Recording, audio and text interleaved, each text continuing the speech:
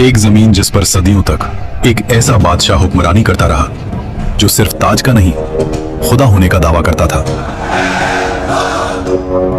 मैं तुम्हारा सबसे बड़ा रब हूं। जो गुलामी का सिलसिला चलता रहे। फिरौन ने जानबूझकर इस कौम को कमजोर रखा।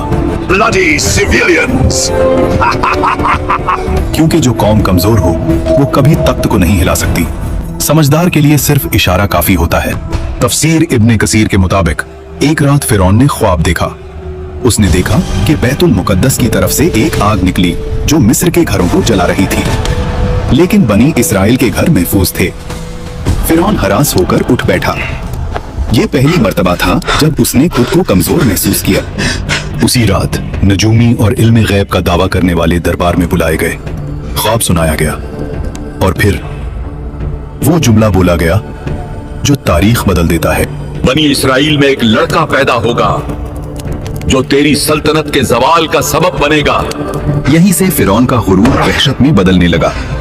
डर जब दिल में आ जाए तो अकल चली जाती है, और जब अकल चली जाए तो जुल्म पैदा होता है। फिरौन ने सोचा मसला पैदा होने से पहले खत्म कर देते हैं, और फिर वो हुक्म लिखा गया जो कानून नहीं कत्लनामा था। फिरौन ने कहा, बनी इस्राइल के हर नए पैदा होने वाले लड़के को मार दो। शहर शहर तलवार चली, माओं की गोद उजड़ी, हजारों मासूम जान से गए। इसी जुल्म के दौर में मूसा अलैहिस्सलाम पैदा हुए। उनकी वालिदा हर पल खौफ में रहती थीं। तब अल्लाह ने कहा, इसे दूध पिलाओ और जब खतरा महसूस हो तो इसे दरिया में डाल देना और डरना नहीं, हम इसे तुम्हें वापस लौटा देंगे। तफसीर के मुताबिक उस माँ ने खामोशी से मूसा अलैहिस्सलाम के लिए एक संदूक तैयार किया और उसे दरिया में रख दिया। दरिया बह रहा था और उस पानी पर एक छोटा सा संदूक। मूसा अलैहिस्सलाम की वालिदा ने अपनी बेटी से कहा, दूर से देखते रहना मगर पास मत जाना। वो बहन चुप कर चलती रही।